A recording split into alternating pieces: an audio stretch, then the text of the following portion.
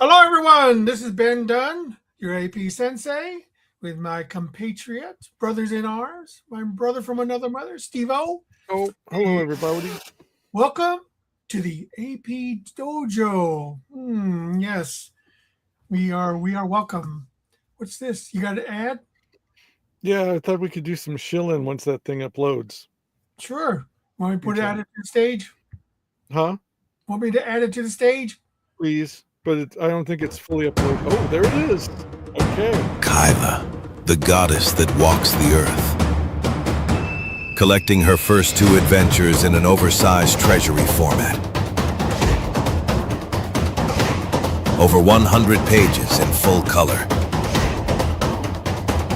If you like jungle action and adventure, this collector's edition is for you. Only on Kickstarter.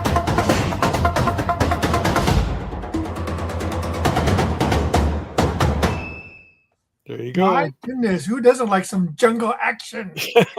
Well, that's the first story ran in Jungle Comics, but now you can get it all in one place. And the second story has not been reprinted by AP, so it'd be new. Like if you could go full screen for us again. There you go.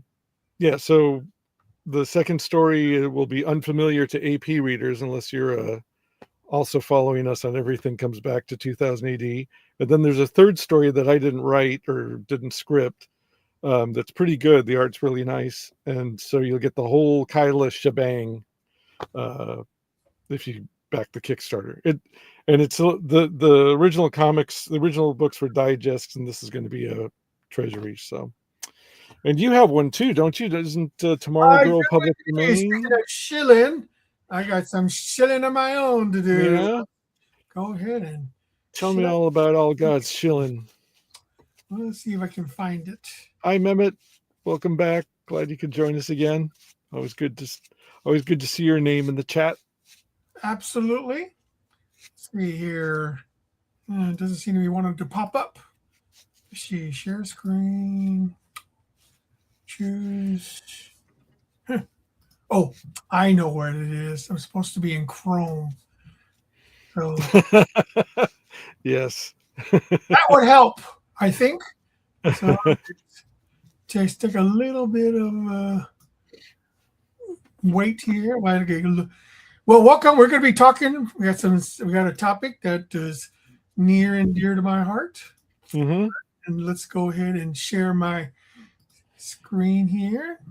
All right, so I have a new Kickstarter called Tomorrow Girl, public domain graphic novel, which is a 6-part series written by David Furr and drawn by Terry Parr. So here's the actual campaign. Let me go ahead and share it with you. Yeah, we should show those again at the end too. We are at 116 backers. 4,473. We are already funded. So not bad. Well, here's the video. It's not as good as the one you just showed, but I think it does.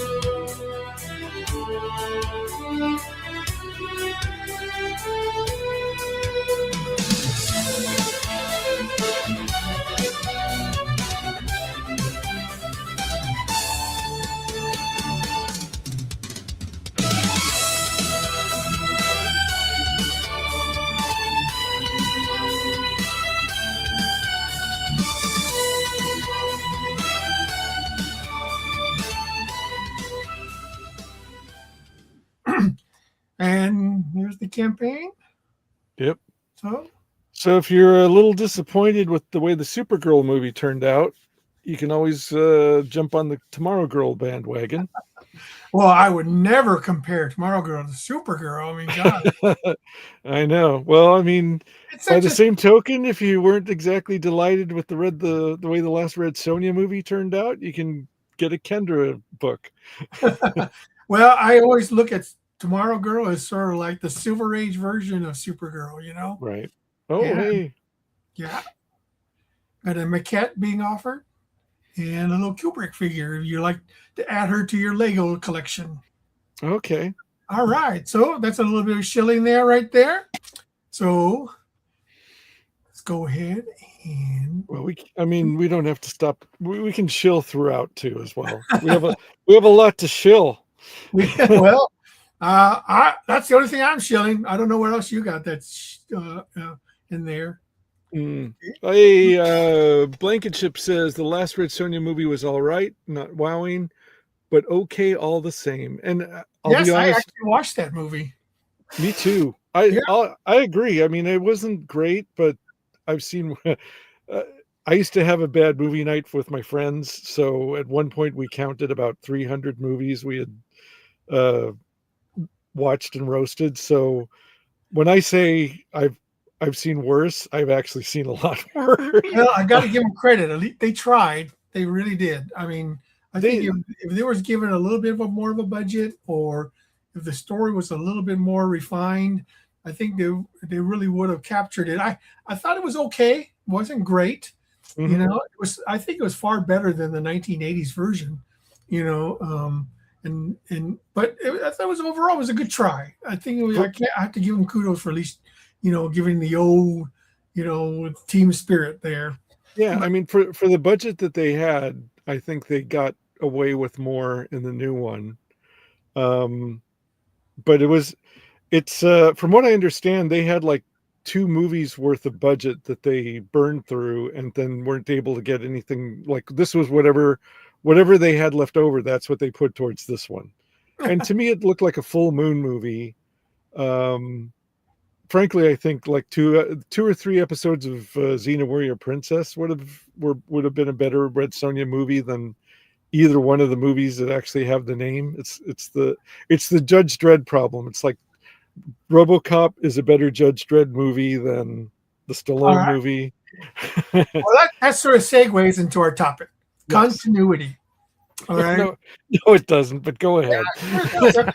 Right. So what I mean by continuity, this Red Sonja is a perfect example of that. Okay. Okay. Now we know that this version of Red Sonja that everyone seems familiar with Mhm. is not the original Robert E. Howard version of Red Sonja. Right. Never was. Right. Okay. Red Sonja was adapted by Roy Thomas in the Conan comics, Yes. and she was made to live in the same era of Conan. And Right. if you read the original stories with Red Sonja in it, then everyone knows that that's not the original Red Sonja. No. She was a buccaneer, kind of privateer kind of character that was fighting the Ottomans during Right. the 1500s. Right. So this version of Red Sonja that everyone seems to know is not the original Red Sonja. So that comes to continuity. Okay. Okay. There is no continuity between the original Red Sonja and this version of Red Sonja, and yet Mm-hmm. this version is the one everyone's familiar with. So does Right. continuity even matter? Okay. I mean, what I mean to say is that it's come to the point where continuity used to make a lot of difference when it came to monthly comic books, but now seems to have fallen to the wayside, and creators are just doing whatever the hell they want with the Mhm. characters and not bothering with continuity at all. Well, I mean, it depends on the comic, it depends on the creators, and it depends on the company. I can tell you kind of sort of when that began. It began when bookstores, regular normie bookstores like Barnes and Noble and Borders started carrying more graphic novels. And so they were like, normal people they just want a story with Superman, or they just want a story with Yes. Batman or Well, whatever. I would disagree with you somewhat. I think continuity was destroyed by, guess which maxi series? Crisis on Infinite Earths. Okay. Oh, well, Where yeah. DC decided to destroy all their continuity and start from scratch. Right. And slowly they're bringing it back. And now it's come to the point now where why even bother? There's no reason. Yeah. You know, I mean, if you think about it, every single popular story nowadays started off with just the story. Okay, Batman started off with just the story. Superman started off with just the story. You know, Star Trek started off with just the story. There was no continuity. Okay, they were just all trying to stand alone. Yes, self-contained stories to build the world. Right. Okay, it wasn't until years, decades, you know, things like that started to accumulate with many different creators, many different visions, you know, where continuity slowly started to deteriorate. Okay, now, Black Minister says, either you're watching My Adventures with Superman card. No, I'm not watching it. I watched a episode of it and it just wasn't for me. You know, it wasn't Superman. Again, with continuity. Okay, this was a watered down sort of a, you know, what do you call it? Beta version of Superman. And I just didn't care much for it. I mean, you know, don't get me wrong. If you love it, fine, but it's not my Superman. You know, and that again is continuity. You know, it's if you're not going to follow what made the characters great to begin with, then why bother? Right. You know, well, and that's go ahead. So again, it depends on the size of the franchise, and it depends on a lot of things. Like, okay, so like, you know, again, everything comes back to 2000 AD. Judge Dredd's been around for going on 50 years now. And everything that happened in the 2000 AD weekly strip, that's continuity from beginning to end. That's the life story of Judge Dredd, who's been in almost every issue of a weekly comic book for almost 50 years. But there are also novels. There's like audiobooks. There's been 2 movies. There's been an attempted animation. There's been a lot of other Judge Dredd side projects. There was an attempt to get a TV show off the air, a streaming show. So there's been a lot of Judge Dredd side projects, but whatever happens in that weekly is considered canon. And then the other stuff is like the Judge Dredd brand made for normies. Like if you don't want to read a comic book, but you like audiobooks, we got an audiobook for you. If you don't want to read the comic book, but you like video games, there's like 3 or 4 video games. If you don't like, you know, and it's essentially the same, but it's not like in continuity. You never read like an issue of the regular 2000 AD that says like, see the Judge Dredd versus Death video game that came out in the 90s for reference or whatever, or see the novel that came out, you know, 20 years ago or whatever. Well, let's define what continuity is. Okay? You know, continuity is continuing the story. Okay, and when you continue the story, then you have to have some sort of consistency with each story. Now, that's not to say, you know, you don't, you can't change or modify the story as time goes on, but you're acknowledging all the stuff that's happened in the past. Right. So in order to maintain the quote unquote continuity of the character, you know, the story situation, you know, in order for people to identify, you know, and to enjoy what, you know, makes the story or the characters what it is, you know. But is it important? Is it needed?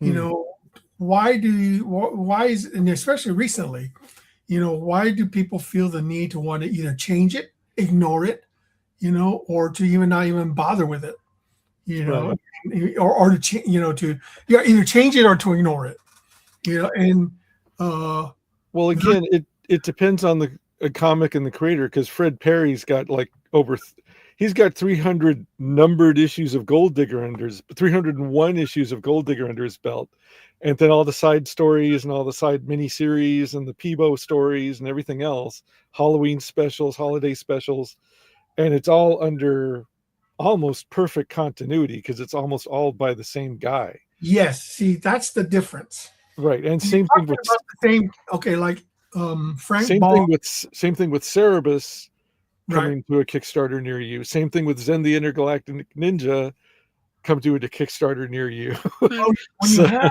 you have a creator mhm, who is controlling every aspect of the right. story, Mhm, then he or she decides the continuity. right. Like J.K. Rowling decides the continuity of her books. Right. She decides it because no one else is allowed to write any new Harry Potter stories. Right. Fred Perry, same way. No one decides to do Gold Digger. Now, there have been branches away from his story, like the Azrael Cheetah and some other stuff that's been done that are spin-offs of Gold Digger, but Right. it still remains within the continuity of Gold Digger. Mhm, So so the big difference is what is continuity, what is canon. Okay, mhm, you can have continuity, but they don't necessarily have to be part of the canon. Like, right. for instance, Marvel and DC have stories that are in continuity, but are not necessarily within canon. You Right. know, so like, it's just one of those things is that is continuity even necessary in today's comics? And I would probably argue that no, it's not. Not at all. It's not at all important in comics. No. And people who are complaining that oh, this isn't like the old characters the way they should be or how they act or what happened to this guy in this issue, and it just doesn't seem to matter anymore. It No. all matters to who's handling the creation at the time.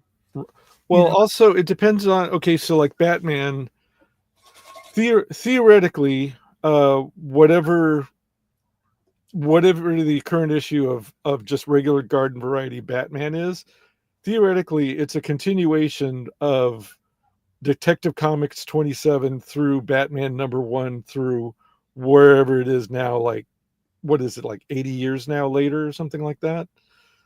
Well, there are very distinct stages of Batman.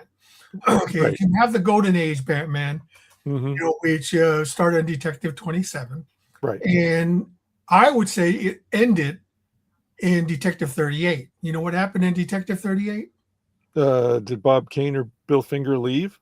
It was the introduction of Robin. Oh, okay. Once Robin was introduced to the Batman mythos, Mhm. he ceased to become the original Golden Age Batman. So it became a kitty It became a kiddie comic. Okay. Then Robin and Batman took over until about the Silver Age. Mhm. He was still there. Robin was still there, and then it came into the early Bronze Age in the 70s where Mhm. Robin left. Okay. Right. And he was brought back into. Now, there's debate as to whether or not Batman now is the same Batman from the Golden Age. Now, DC established an Earth 2, okay, where Mhm. the Golden Age Batman existed and died. Mhm. And then the Silver Age Batman came along, okay, and took over. And assuming that this is the same Batman that we have now, okay, this Batman should be about 80 years old. Okay. Right. Okay, And so let me ask you that. Okay, so let's figure out the Batman thing then. So you're gonna have to brush me up on. I'm not that much of a DC guy. So Detective Comics 27 was the first Batman. Uh, Detective Comics #28 wasn't the second appearance of Batman, right? When did yeah, Detective Comics was the second appearance. Oh, was it? Yeah. Okay, so when did Detective Comics and Batman become like parallel Batman comics? Oh, I'm pretty sure it was pretty quick. Okay. I mean, the thing about Detective is what typical Golden Age, they were like 64 pages. So Right. there was a lot of backups that we never hear about. Right. You know, Yeah. Batman pretty much took over, I think, once the Golden Age ended and the Atomic Age began. Batman pretty much became the solo title because they had to cut back on pages, and size and everything else like that. So Batman pretty much took over the title. I'm not sure exactly when, but I'm pretty sure it was pretty much after World War II they took over the title completely. So what year did you say Batman #1 came out? Batman #1 came out in 1940. Okay, and what issue of Batman did Robin appear in? 1939. Okay. Oh, no, Detective 38. I'm sorry. Okay. So Robin did appear in Detective Comics. That was his debut, right? Okay. All right.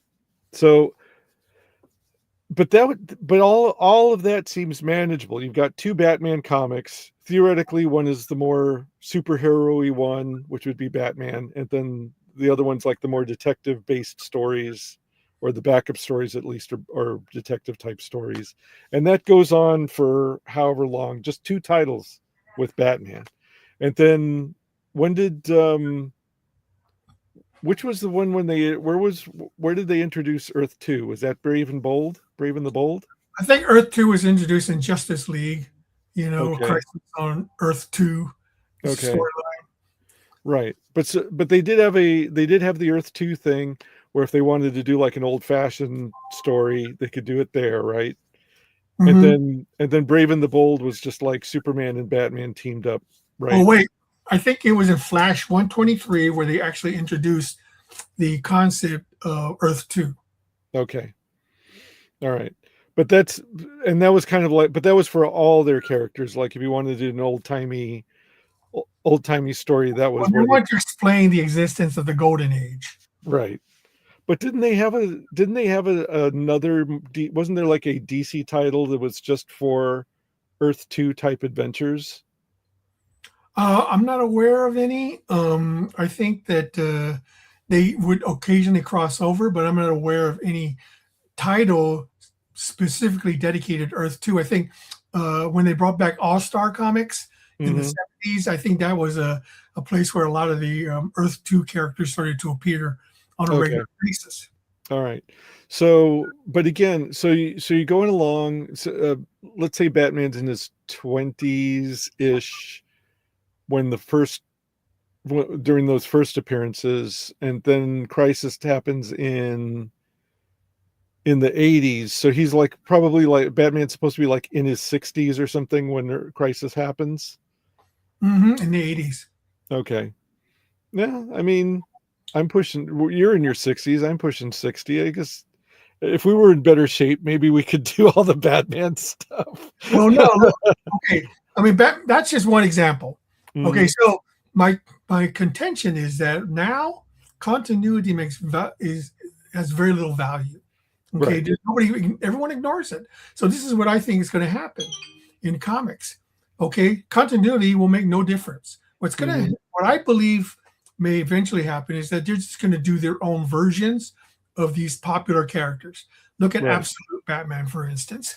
Okay, that has nothing to do with the original Batman. The reason they're doing it is to create a new Batman, because when Batman falls into public domain, they still want to have their version of Batman that they can control. Sure. And the fact of the matter is that what's going to happen is that comic book publishers will ignore continuity. They'll do mini series or maxi series where the books will last no more than 12 issues, maybe 24 issues if it's really popular. And then they'll just start again at #1. Okay. Well, from what I understand, Marvel's already doing that due to crappy sales on a lot of stuff. So. Yeah. So there's no reason for them to do any type of continuity. There's a reason why they're doing a Spider-Man Miles Morales. I mean, they don't even call Miles Morales Spider-Man. They call him Miles Morales. Yeah. And he dresses up like Spider-Man. So I predict that Spider-Man will take the route that DC is making. They're just doing different versions of Spider-Man. That whole Spider-Verse thing was just to get ahead of all the cosplayers, and it's like, well, they just dreamed up as many different variants on the spider theme, and it's kind of like, and then we'll see what we can market. It's like they've already started with Spider Noir. I'm sure they're going to have, like, they've already done 2 Miles Morales movies. I'm sure they've got tons of Spider-Man stuff in the pipeline. They tried to make like each of the villains a thing and failed miserably at that, except kind of sort of for Venom. Yeah. So, I mean, every time they relaunch, reboot, or change things in a storyline that's been going on for decades, it pretty much wrecks continuity. So yeah. it's to the point now where continuity does not matter. Okay, it's nobody. It's come to the point where unless the creator who owns the property has total control over it, and decides this is what is established. There's a reason why J.R.R. Tolkien never did any, sequels to Lord of the Rings. He was quite satisfied with this 3 books that he wrote, or the 4, count the Hobbit. I mean, he could have easily wrote more books. Well, I mean, he wrote a ton of stuff, but it was all like backstory and histories and stuff like that. But look at what they're doing with Lord of the Rings now. People are expanding on his work. Whether or not it's in continuity. Right. Well, to them, it's just all they do is they're slapping the name on it, and saying, oh, this is a new adventure, that was never established, and that's fine. If you want to, if that's what you want to do, then go ahead and do it. Okay. If you want to create new stories based on an old IP, then that's okay too. It's whether or not people accept it. That's where the big, the bugaboo comes in. Right. Like for instance, my own Ninja High School. I've had a rule when I started the book that no story should go beyond 3 issues. Okay, it had to be self-contained. It had to be it had to be 1, 2, and 3. That's it. And or a maximum of 3 issues. That's it. And if it was a long storyline, then it still had to come to a conclusion. Ninja High School Sadoshi is a good example. Ninja High School Hawaii, another good example. But those had a beginning, middle, and end. Okay, so there was no continuity as far as stretching it for decades. Right. But I haven't returned to any of those story elements. Ninja High School Hawaii ended. Ninja High School Sadoshi ended. There was no reason for me to go back to those storylines again. Right. To me, it's all about creating new storylines, and new self-contained stories, because that's what I think is the key to success for any new series. Is I follow Stan Lee's philosophy of every issue is their first issue. Right. You have to make sure that any new reader picking up on your comic can get into it almost immediately. Right. If they have to go back and say, well, who's this character? Why is this character doing that? Why is this doing that?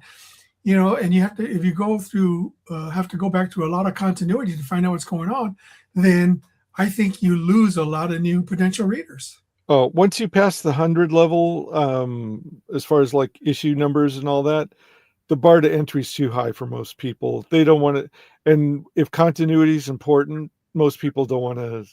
They don't want to know. Like back in the day, when comic stories were like, again, most of them were self-contained. But if something really important came along, like first time Silver Surfer and Galactus, what was that? 3 issues of the Fantastic Four. Yeah. So yeah, 3 issues was fine. Most people could do that. But well, here's an example. Okay, manga has continuity, but it also has an end.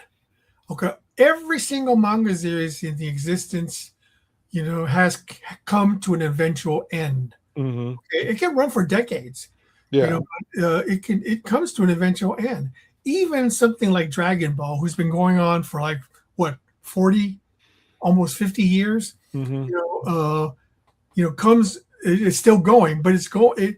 The creators are smart enough to know that uh, the characters come to an end. Right. You know, then they start a new storyline. That's why you have Dragon Ball. Then you have Dragon Ball Z. Then you have Dragon Ball GT. Then you have Dragon Ball whatever. You know, Right. all part of the same world, but different and part of the same continuity, but different chapters of the same story. You know, the problem with American comics now, back then it wasn't a problem. Okay, you know, you had the publishers made sure, the editors made sure that the stories adhere to certain elements, you know, of the character and of the storyline that made sense to the overall arc of the series. Right. You know? But then what happened is that now, you know, when they started doing after Crisis, and they started doing Elseworld stuff, and they started mixing up things, you know, and then they found out that it was better just to, you know, back, especially this was in the 2000s, characters were starting to be rebooted.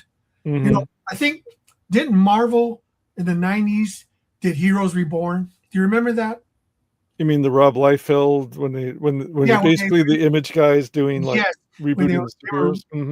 Rebooted basically the entire Marvel. That was a huge mistake. You know? Well, it was like a proto idea for the what's the Ultimate stuff. I mean, that was like a proto idea for that as a reboot of it, because again, like you had a whole generation of kids that didn't want like World War II stories to be part of the continuity that they had to know to appreciate the characters. They just wanted, you know, start now and go on with it. And the Ultimates was actually it was a great idea. I mean, a lot of the MCU stuff is based more on that than on the super old version of that of the characters. So I'm thinking in terms of like the format. So like when DC collected Watchmen and Dark Knight Returns as graphic novels and then started selling them in bookstores, I think that was the beginning of continuity doesn't matter. Because Dark Knight especially is sort of it is, but it isn't continuity. Mm-hmm. Like it's kind of the end of it's like the end of Batman and a new beginning of Batman, but we don't know where that's going to eventually fall into the life of Bruce Wayne. Mm-hmm. You know, because right now the character is still somewhere in his 30s, 40s, 50s, and that character is like in his 60s or 70s. So we're kind of like waiting for that to happen. The same thing's happening with Judge Dredd. Is like people want before the guy who has written most of the best Judge Dredd stories passes on or can't write anymore or whatever, people want him to write the last Death of Judge Dredd story and just keep it in a safe, and then when he passes on, open it up and say, here it is, you know, or when they're ready to cancel the series, just say like, okay, this is the last Judge Dredd story by the guy, John Wagner. But once the big two started doing more and more graphic novels, I think continuity became less and less important. And they're doing a lot more of these mini series and side stories and things that aren't part of the regular long numbered series. Or rebooting the series. Huh? Or just rebooting it. Well, it depends on the character. Have they officially rebooted Spider-Man or Thor or no idea? I heard somewhere that they did, like, I think you guys were trying to do this too for when you picked up Planet Comics and Jungle Comics. They were doing like, here's the current issue number of the reboot, but legacy numbering. Here's the legacy numbering in case you want to keep up with that. You could pick the one you wanted. Yeah, that was our conceit. We wanted to attach ourselves to the original run. Right, but a lot of companies are trying to have it both ways. It's like, for example, Dynamite, they do a lot of series of mini series. It'll be like 1, 2, 3, 4, 5, 6 of this story, which from the get-go, we've planned to collect this as a trade paperback. But then later on, you'll see the next mini series that comes after it. And well, yeah, like, you bring up a very good point, actually, because now we don't even have continuity of numbering. No, it's a series of mini. But Yeah. a lot of these companies that do like a series of miniseries, it'll be like the next miniseries, which has a totally different. It'll be like Terminator. I'm making this up. Dark Horse does Terminator Dark Forces, and that's a miniseries, 4 issues, and then they collect it as a trade paperback. Well, a lot of times there's cheating. Okay, I mean, at least in my opinion, they're saying, "Oh yeah, Spider-Man, 1,000. If we count all the Spider-Man issues together, then yeah, it easily reaches 1,000." And then I say, "No, that's not how it works." Okay, the reason you do any numbering on comics is because people can buy this book in sequential order to make sure that they're reading a connected story. Okay? Yeah. Also, bitch, 2000 AD has done 2004.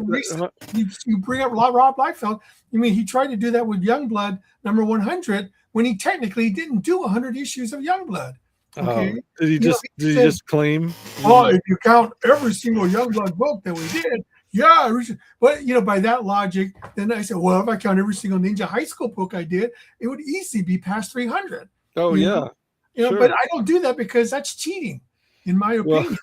Well, I mean, a number of books in sequential order, stay with that sequential order. If you cancel it, okay, then you start over at number 1. Then you start over at number 1. If anything Rob Liefeld says or does, you have to take with a grain of salt this big. I mean, by that logic, Fred Perry's Gold Digger, okay, should be on issue number 450. Nobody would argue with that either. Okay, but if you wanted to do that, nobody would argue with it. I can't believe Fred counts every single issue as a separate issue. Okay, and that's the way it should be. There's no wonder there's so much confusion, as far as what's continuity. The thing is, you can't pick up any random comic book, American comic book, and then where am I? What's going on? Who are these people? Is this the right version I'm reading? Is this, and I mean, look at even Ninja High School, I changed. Okay, so I wasn't going to keep Azrael, Jeremy, and Itchy, high school students forever. That was never my intent. I knew that storyline was going to end. Where they would move on. And it turned out when I did Ninja High School V2, that turned out to be just as popular, as the first version. And with the V, I knew that was going to come to an end. And then we did V3, and now that's starting to pick up steam. I have a plan for the V3. I expect it to end, the V3 era around issue number 150, or 175. And then they'll move on and they'll be replaced by V4, because I figure time marches on, it has to change. Well, wait a minute. Wait. You mean 250? Yeah, 250. Okay, you said 150, and I'm like, you already passed that line mark a while back. Yeah. 250, that's where I'm going to end it with the V3 characters. They're going to have a specific ending. Right. And then I planned the story with these 3 characters to come to an end. Right. And then if God willing, I'm still around when issue 275 hits or 250 hits, I'll create a new bunch of characters when I'll name them V4. So that, to me, that's how you maintain the continuity of series, by changing the characters to go along with the time. If they had done that approach to Batman or Superman, where the characters eventually grow old and are being replaced or groomed with new characters, Robin should have been the next Batman. You don't want to say Robin and grooming in the same sentence, all right? Why?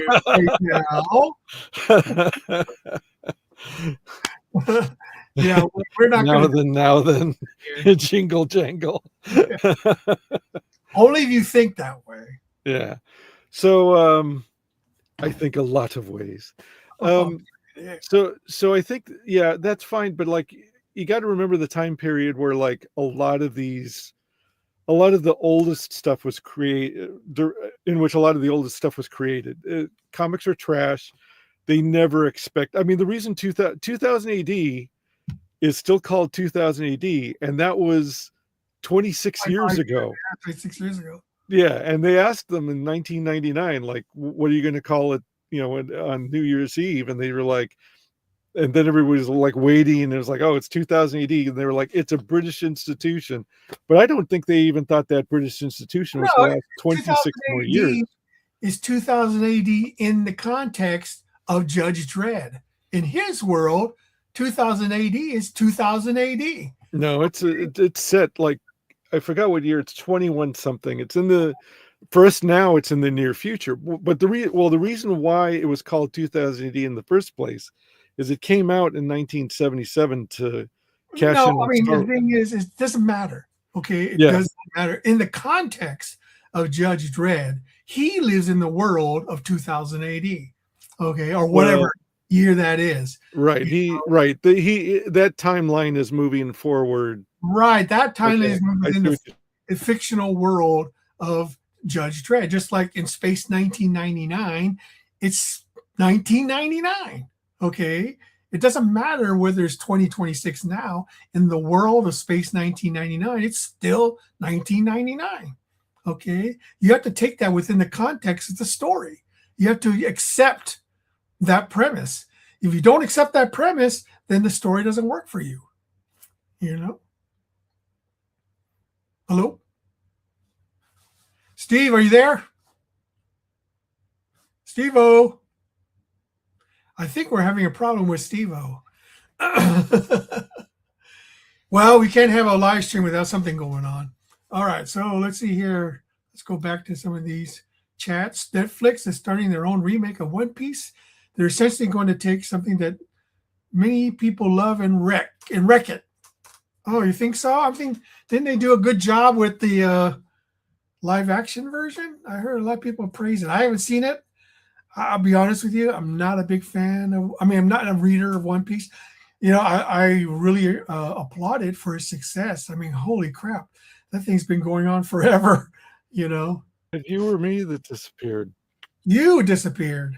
You got frozen. My bargain priced internet, I suppose. That's what you expect. So we're talking about One Piece, saying that Netflix, they're thinking that Netflix is going to wreck it.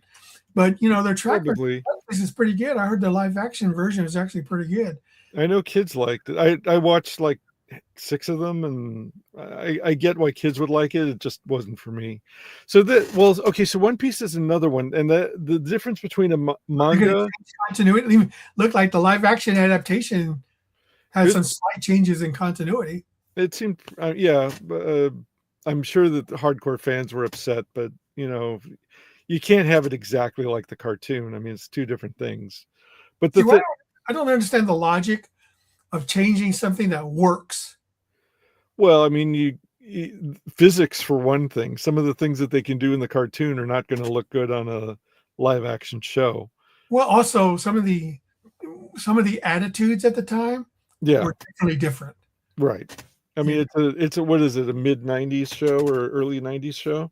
Well, I mean, a good example is the Golden Age, Batman. I'm sure there were some racist stereotypes that were in there, and things that were perfectly acceptable in the 1930s and 40s that are very taboo today. In the first Batman story, doesn't he hang a guy he flies over on the bat plane and hangs the guy from... He used a gun. Yeah. He was not hesitant to use a gun. Bat justice. So, going back to One Piece then, the difference between a lot of manga that goes on forever and then has an ending and American stuff is a lot of so with 2000 AD, they never the reason it's called 2000 AD is they never dreamed it was going to last 25 years from the time it came out till the year 2000. What usually happens in British kids comics is they get assimilated into another title once the sales droop. So they're like, well, once the Star Wars craze and science fiction stuff craze is over, we'll just assimilate it into another anthology book. And then the same thing with the older Golden Age stuff, or Batman, Superman, whatever. It was a lot of those were anthology books too. And so, or they debuted in anthology titles. So they're like, we've got this Bat character, we got this Spider character. We're going to put the Spider character into a anthology book. We're going to put the Bat character he's kind of a detective. We'll put him in our detective book. this super character. There's a lot of action. We'll put it in an action book, this kind of stuff, thinking that like once those characters aren't popular anymore, they'll just replace them with something else. And because they were disposable, all that entertainment was disposable. They never dreamed that 80 years later, these would be like the most popular characters in the English-speaking world. So continuity wasn't that important. A lot of these things weren't that important. Most of the stories were written as one and dones, and I think that's part of what, for me, that's the key to success, actually, is to do stories that are one and done. Okay. Right. You build up on continuity by world building. Yeah. Okay. Each new story you do acknowledges the previous story, but is not enslaved to it. Well, look at Star Trek, for instance, is a good example. Oh, yeah. When Star Trek first came out, nobody knew what was going on. They didn't have a Star Trek world. Right. They didn't have a Star Trek universe. They may have had a series Bible. They may have had a series Bible to start with, but right. that every story added on to the previous story. Mm-hmm. It didn't necessarily acknowledge the previous story, but it added on to it. Right. And then as the story went on, it built up on continuity. Mm-hmm. It wasn't until like Next Generation came out, then they started to establish continuity. But they also knew how insane the Star Trek fans were by that time. They'd had 10 years. The show had been off the air for more than 10 years by that point, and almost more like closer to 20 years. So they knew that the Star Trek fans would want everything chapter and verse. They couldn't get away with fudging anything. But like for example, the animated series that came out in the 70s at first was not canon. Right, but now it is considered canon. Now right? it's considered canon. Yeah. Isn't that weird? So you can change the status of any IP just to fit the narrative. Sure. Yeah. So in my opinion, while continuity is convenient, okay, that's what I would like to say. It would probably be, continuity is there to be used based on what you want to say, right? Based on the story you want to tell, right? If it's not, if it doesn't fit within your story, then you ignore it, right? If it does, then you can use it. I mean, look, for instance, Ninja High School. I mean, I keep coming back to it. I don't follow. I wonder why. I mean, there's a lot of continuity errors in Ninja High School, and people point this out to me all the time. Mm-hmm. Continuity errors. But, I don't care. It doesn't make any difference because it doesn't really affect the overall story of continuing. And besides, I set up Ninja High School so that anything can happen. So it doesn't matter whether there's some slight continuity. If you want to explain some of those continuity errors, be my guest. So what was the name of that big long miniseries you did where Ricky goes off to like a D&D fantasy world and Quagmire USA. Oh, right. Okay. Yeah. So there's there's a big gray area about like how much in continuity and canon the miniseries would be. So Quagmire USA, is it continuity? Is it canon? AOK, wasn't AOK kind of part of the US? Yes, it's not part. It's a it's a one-off. Right. It does have a crossover, but it doesn't connect directly with Ninja High School. And I made sure of that.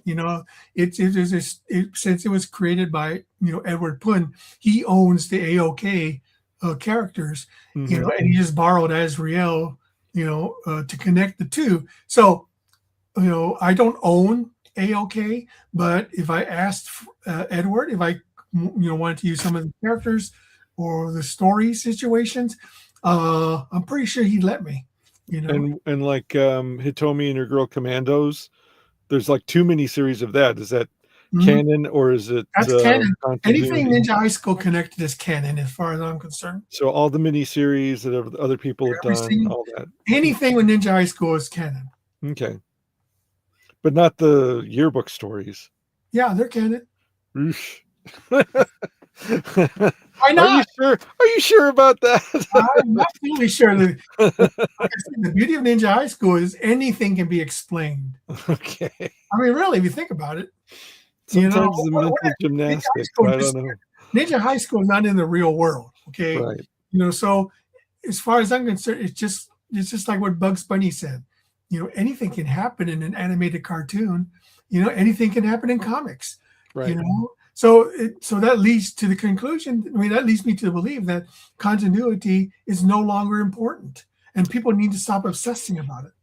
Oh, well, I mean, if that's what this whole thing's about, then we could have finished this 10 minutes, like 10 minutes into the thing. Because, Well, I'm trying. For me personally, it's not important. right. Okay. I still can go back and read the original Spider-Man comics, by Steve Ditko and Stan Lee. Yeah, and that's continuity to me. Okay. The thing about it is people can either accept or reject continuity of their IPs. Mhm. I reject all the Kurtzman Star Trek. To me, that doesn't Oh, count. yeah. You and everybody else that loves I Star do Trek. not believe that's Star Trek. Right. Okay, they can call it everything they want, but it's not Star Trek to me. But Mhm. that's my personal opinion. Sure. Okay, just like the sequel series of Star Wars, I don't count those. Right. That doesn't count to me as Star Wars. It ended with Episode 6. Right. There's And no I like the prequels too. So, and I like Clone Wars. I thought Clone Wars was a pretty okay. great. And I The like prequels Rebels. is a complicated relationship with me. Uh, At first, I thought they were terrible, but upon watching it within the context of what they were trying to do, yeah. I've sort of slowly learned to accept them for what they are. It was an ambitious story they were trying to tell, and the way they were ambitiously trying to tell it with all the new special effects they You developed. have And to accept them as being movie serials. yeah, Okay, 'cause if you ever watched those 1930s and 40s movie serials, I mean, they're exciting, but the dialogue is terrible. The writing is awful. they took Acting is terrible. And I think that's what George Lucas was going for. I think he was trying to go for that old-fashioned movie serial look. this whole screen crawl from Buck Rogers, where it's Yeah. they tell you the recap. They said one of the special features on the DVD for one of the prequels said that, like, when they're doing the TV screens and it goes like and the characters appear on screen, they said Mhm. that sound effect was taken right off of a Buck Rogers serial. Like George wanted it taken from a Buck Rogers. So in that context, if you had all the FU money you wanted and you made this, you wanted to tell the story finally the way you wanted to tell it, for better or for worse, he did it. That's the American dream. You get FU money and you do whatever you want with it, and the fans can come along for the ride or not. Yeah, I mean, I'll be honest with you. This has always been something I think George should do at some time. I mean, of course, he doesn't own Star Wars anymore, but if anyone ever got it into their head to rewrite the entire prequel series, just rewrite the dialogue so it's not so, bizarrely weird, off-putting, they could become masterpieces. Yeah, it's a If good story. wrote the dialogue, okay, and now you can do it with AI, I'm sure, is to have the characters actually speaking with beautiful dialogue. I think people would reconsider the prequel series as masterpieces. So well, I mean, I've got this thing myself that, like, instead of trying to remake something that's a lot of people, I'm not going to call it good, but I'm going to call it something like a lot of people like. And there are a lot of people who are good with the prequels the way they are. Mhm. But you could go That's deeper. fine. You could go deeper into sci-fi and remake stuff that were like, interesting experiments that failed, or just flat out bad movies. And with modern technology, whether it's AI or a combination of AI with human generated stuff, you could do a better Megaforce. I mean, some things are just objectively bad, but there's a nugget in there that's pretty cool, like Megaforce, or you could redo Krull or something like that. The Krull had some pretty cool ideas in it. It's just kind of a boring movie, and um, there's a few of them that people like, but they're imperfect, and maybe you could boost them up with some technology. But again, it's like that's another topic for another day. It's like, do we need another reboot of everything? So Well, if but people are, you know, if ideas are no longer coming, I mean, the thing about it is that where are all the new creators? I mean, we've been seeing some return. I mean, for instance, mostly in the horror genre, it seems like a lot of people are doing new things with horror. right, The problem is that unfortunately with horror, it doesn't enter the zeitgeist as really well defined and developed characters. Where are the new characters? Where's the new Batman? Where's the new Superman? Where's the new Spider-Man? We're not seeing those anymore. no, We're not seeing original material coming out, right. from new creators that people are attaching themselves to. Well, I've said this for a while. Basically, the Shadow became Batman, and Doc Savage became Superman, and Tarzan became Wolverine. And there's they're old pulpy and old Golden Age characters that eventually became, Flash Gordon became Luke Skywalker. So there's a lot of these old pulp and newspaper strip and serial and characters from the 30s and 40s that come the 60s and through the 80s became something new, but you can draw a straight line between them and the characters that inspired them before. Right now we don't have that. It's just Masters of the Universe again, or it's just Star Wars again, or it's just these really Now they're doing it with Harry Potter. Now they're doing it with Harry Potter. Right. So it's Harry Potter again, and it's not even like the MCU is essentially like it's a new story based on pieces from old comic books, right? So, but it's essentially a new story. Harry Potter is just like the same story from the books that they've already made movies based on that were pretty faithful to the source material, and they're telling it again. So, and that's where.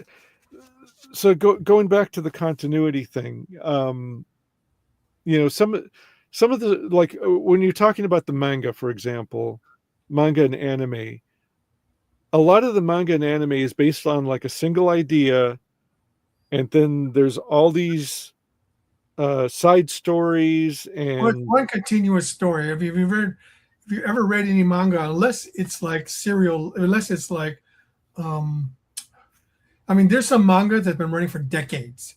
Okay, right. But they're more like evergreen type stories, where it's universal. And, like once Naruto becomes like a ninja, the story's over. But it took like decades to tell that. Decades of side stories and characters coming and going and interacting and the character growing and all that kind of thing. And the same thing with One Piece. Isn't he? He's looking for the One Piece, right? That's the title. So once he finds the One Piece, the story's kind of over. I mean, I guess you could like shift it and have it go in another direction. Right now, now that it's so popular in the States, they're having them do like, little side stories that happen between previous stories, and they're doing like one and done books based on those, just so they could have something new to sell. But once that main idea, like he's got to find the One Piece, and it takes like decades and I don't know how many volumes of the books to tell, it's done.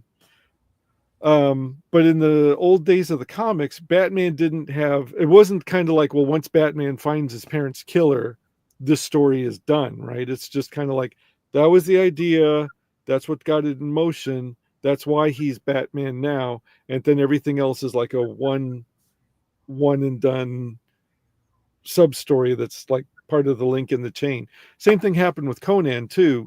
Like Conan originally, the Robert E. Howard stories were just like a bunch of short stories that I don't even think they were told in sequence originally, and then when they Oh, released it them, doesn't have to be.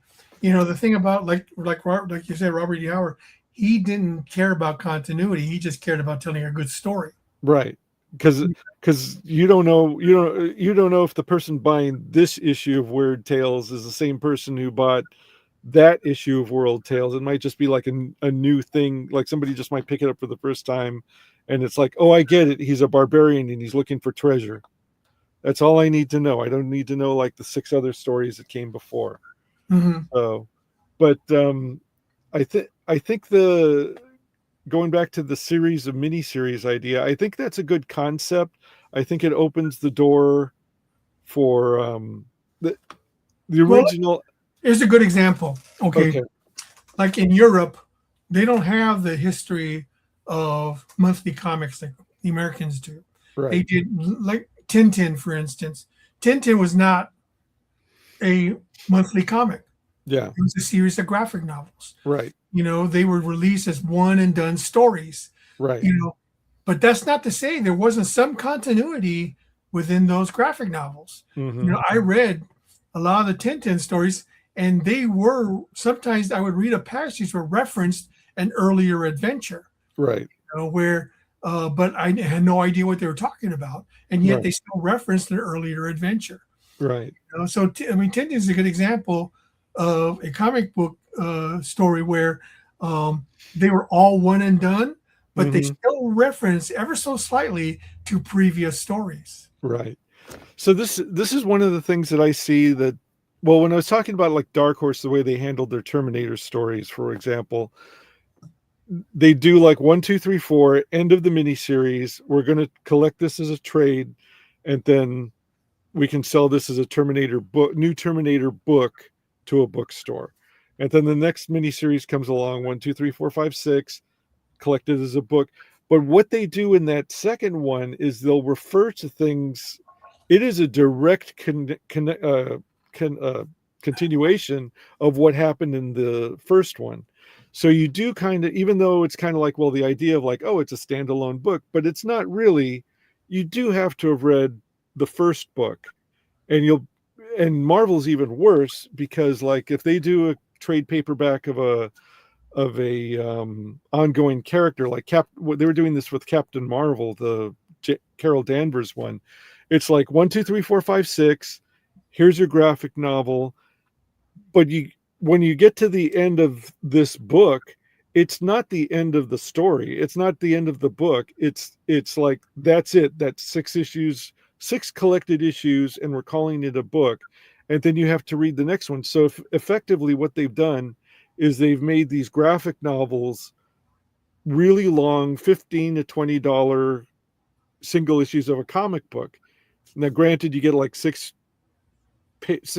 issues worth of pages in there, but the story you're reading is not like, one day Carol Danvers woke up and some villain came and she fought him and she defeated the villain in the end. That's not what you get in the book. It's just like 6 pages, and then when we collect the next one, you're going to pay $15-$20 to see what the next 6 issues of that is going to be, and it's just like this one long soap opera. It's not a book. And frankly, sometimes manga does that too. I mean, it's like, okay, if there's 20 I don't know how many volumes of One Piece there are, but let's say there's 20 volumes. There's a lot. I think it's 20 times 10. I think it's closer to 200.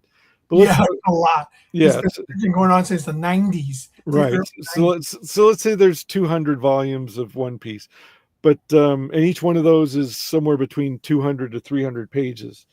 But each one of those is you kind of know going in for that you're getting like how many pages do they run in Shonen Jump of each story, like Over 30? 500 pages. Huh? 500 pages.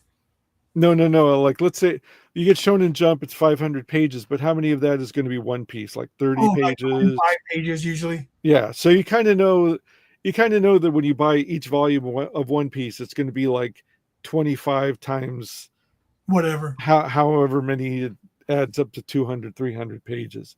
Mhm. So and it doesn't really have to be a single volume. But if the American market is using the trade paperback as a marketing tool to get people to buy books, thinking that they're going to get like a one and done that they can just enjoy without having read the one before or the one afterwards, that's why I think that's why Americans feel cheated, because and plus One Piece, you get, like I said, 300 pages or something, like 300 pages for $15 in a lot of instances. Mm-hmm. American ones, it's like not even $5 for 24 pages. Yeah. Well, I mean, an American trade paperback now is like $15-20 for. I'm trying to think of how many pages it's got to be for. Usually it's about between 150 and 100. It's about 128 pages for that graphic novel, depending on the. Granted, it's slicker paper, and granted, it's usually in color, and granted, it's like a lot of things, but it's still, if you just want to read the story, you're not getting your entertainment values worth right there. Nah, I mean, I have to disagree. I think American graphic novels are actually pretty, I think, pretty competitive to manga. The problem with American graphic novels is, I mean, unless you're aware of the series, Mm-hmm. most people pass them by. It has to be a certain subject matter. Now,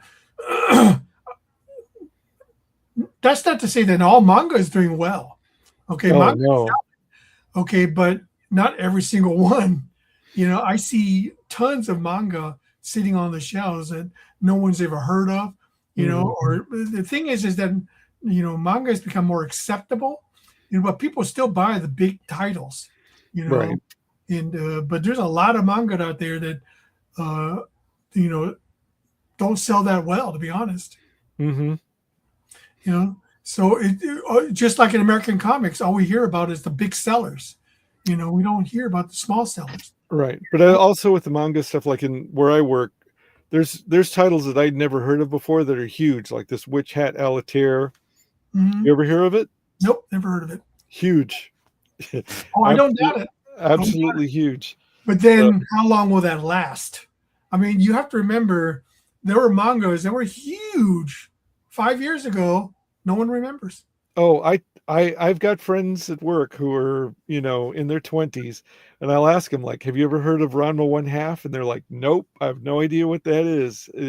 I'll ask them, have you ever heard of Urusei Yatsura? Nope, don't know what that is. So there's tons of titles that were hugely popular in their day, mm-hmm. but are forgotten now. Yeah. I mean, One Piece, very popular now, maybe popular for decades, who knows? But eventually it'll be forgotten. Well, I used to have a Japanese pen pal, and I would record like American TV shows that you didn't have to necessarily understand English very well to enjoy. So there's a lot of music shows, The Simpsons, South Park, animated stuff off of, Adult Swim. And then in return, she would send Japanese music shows, anime, the Super Sentai, whatever Super Sentai was big that year or whatever. And so I didn't know what One Piece was. It was just like part of one of these like 4-hour recorded tapes I'd get. And I was like, what the hell is this? Because it didn't even occur to me there was a pirate show, because it didn't look the episodes I got weren't very piratey, and they weren't subtitled. So it was like just weird shit. Yeah, it's really hard to predict what is going to be popular and stand the test of time. There's a ton of manga titles that were once popular and no longer popular, or at least forgotten here. Yeah. So it's just everything goes the cycle. So therefore, it's one of those things where it just. I am lucky that there's still a audience for Ninja High School. Now, granted, there was a period of time where I wasn't putting out anything, Mm-hmm. because of the Diamond sales restrictions. If that wasn't in place, I'd still be doing Ninja High School during that time period. Mm-hmm. And Ninja High School probably around number 250 by now. Mm-hmm. But because of that, there was that 5-year gap where I wasn't producing any new Ninja High School material. You know, that's what caused it to disappear for a little while. Yeah. But I kept the numbering. I could have started off at number 1 again, but I said, there's no way I'm going to start all over. So, I kept the numbering and kept it going. Yeah. I kind of wish you had started over, but just called it Ninja High School and then come up with a new subtitle for it. Well, I did that with V2. I started over with V2 and I didn't, I wasn't happy with that. So I decided I wasn't going to do that again, And I think you might have, speaking as a fan, I think you might have kneecapped yourself with the Hawaii subplot too, or the Hawaii thing. I don't think so. I think people really love the Hawaii subplot, because it introduced new characters. It didn't interfere with the old continuity. Old continuity. Right. It created created a new continuity, and that's another thing is that new continuity is something that I think a lot of comic book publishers should consider. There's a lot of side characters that you can use to springboard into a new storyline and create new characters, and new continuity. Well, that's sort of what IDW's been doing. I don't know if you've seen them, but IDW's been creating these, especially like based on Marvel characters. They'll do like a new story, and it'll be a one and done, and it'll involve characters usually that are appearing in whatever the current MCU movie is, but it'll be very silly. And the storytelling will be pretty basic, and then they'll fill out the rest of it with old stories like the origin story from the 60s, or and then like a sample story of like an important issue that came out in the 70s or 80s, and they'll sell those for they'll make a trade paperback out of it. They'll be like a little less than 100 pages, and they'll sell them for $7 or $8. And they don't do well at my store, but from what I understand, they do really well at kids' book fairs. So for $7 or $8, you get like a graphic novel, and it looks and feels like a real Marvel comic, except for the first story, it feels like a young person's Marvel comic. And then you get stories like if I was a dad, I'd recognize like, oh, that's the Spider-Man story where he fights a Shocker. So I think a big problem nowadays is that new writers who are taking on these IPs have never read any of the old material.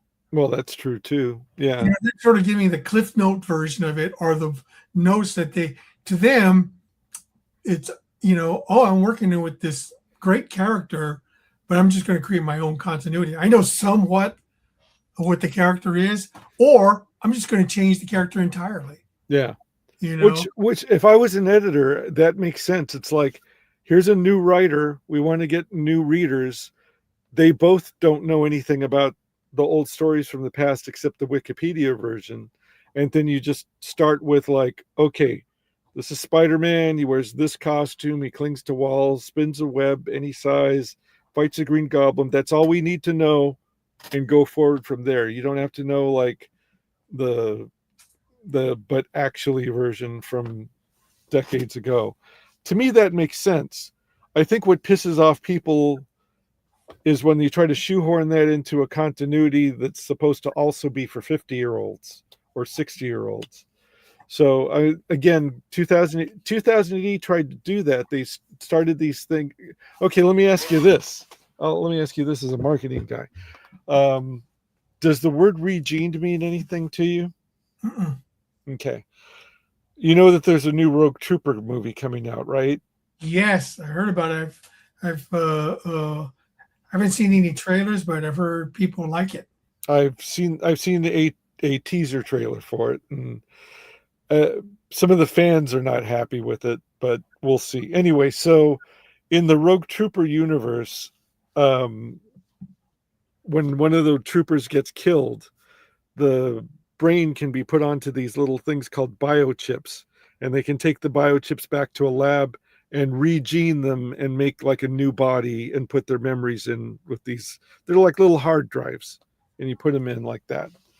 So they tried to do this thing called 2000 AD Regened, which was like a kids they were supposed to be not necessarily kids versions, but like all ages stories mixed in with a comic that's showing full frontal nail nudity and decapitations Oh, and wow. hearts getting ripped out. Generally, the Regine stories didn't run in those particular issues, but in the issue before, Judge Dredd would shoot someone in the head and you'd see the eyeball come out and people getting eviscerated and all that. Then there's these like family friendly issues. It's the same numbering continuity. And then the issue after that, there'd be, again, boobs and pagan rituals and animal sacrifices and all this other kind of stuff. So the older fans were going like, what is this? If I have a subscription, I'm paying for an issue for children that I don't necessarily want. And they'd be like, oh, well, you're just not playing along. This is the future, so just deal with it. And so that's kind of the problem, I think, with the continuity you're seeing now and what you're talking about is they'll bring in some of these new writers, like somebody will take over the X-Men, and they'll not be familiar with the X-Men except kind of sort of maybe the movies, and then they'll write their version of the X-Men. It's too different for what the longtime readers want. It's not really bringing in new readers at all, and they don't really have a knack for comic book storytelling, because a lot of the modern comics I see, they feel like they're written by people who were brought up on reality shows. So it's just a lot of characters standing around talking. Soap opera story, like old Marvel used to have soap opera storylines, but it was it was a popular meme that like superheroes would talk a lot while they're fighting. There'd be like massive dialogue balloons and thought balloons of what they're thinking and saying. It's like you're throwing a punch that takes like 2 seconds to throw, and they're saying dialogue that takes like 10 seconds to say. So there was a mismatch, but it's still like visually on a comic page, it was a lot more exciting than characters standing around talking. So we're seeing a lot of that. That you actually bring up something that I've been thinking about, is that the reason, and I think this is the biggest, bugaboo, is that we have lost the ability. We have lost editors. Okay, Yes. This is why continuity doesn't work anymore. Right. There's no gatekeeper to make sure that things are exactly the way they should be. Yes. Back in the day, we had editors who made sure the stories made sense. Mm-hmm. That was within the confines and the restrictions of the story universe that they're trying to portray. Mm-hmm. There are no longer any editors. Right. There are no editors in comics. What happened to all the editors? Well, there's people with that title, but I don't. In name only. Yeah, I don't. I mean, you called me an editor of Jungle Comics, and I was just kind of like the guy who found a few strips and did a lot of the proofreading. Well, Jungle Comics is a different story. Jungle doesn't have a single, continuous story. But something like Ninja High School, needs an editor. Right. Yeah. So that's what like with the modern comics and all that. But again, that is before. Okay, so before when like Roy Thomas and Stan Lee. Well, name your favorite editor, Julius Schwartz. Name your favorite editor of an old timey comic that we grew up with. Dick Giordano. Yeah. So most of the time, most of those guys, most of those books were only around 20, 30, 40 years. Like, and because the stories were one and done, you didn't have to remember every single story that was ever run in those books. But now those books have been around like double that length. We got some of those comics have been published in a straight line for like 60 to 80 years. And especially the Marvel stuff, they'd have like it wasn't like Spider-Man wouldn't. It's like Spider-Man, he fights the villain's defeated. There's a cliffhanger, but the cliffhanger often was like it was a side thread, like, oh, is Aunt May going to get to the hospital on time, or oh, is he actually going to go on that date with Mary J. Watson or something like that. But it wasn't like the main story, which is defeating the villain, right? So but now somebody would have to know all of that stuff, all decades and decades of continuity, and have read the books to really be like a good editor of that kind of material. Well, And I know for a fact that back in the day, during the Mhm. 60s and 70s, when the both the Marvel and DC universes were being hashed out, you Mhm. know, the editors would be responsible to making sure there was continuity.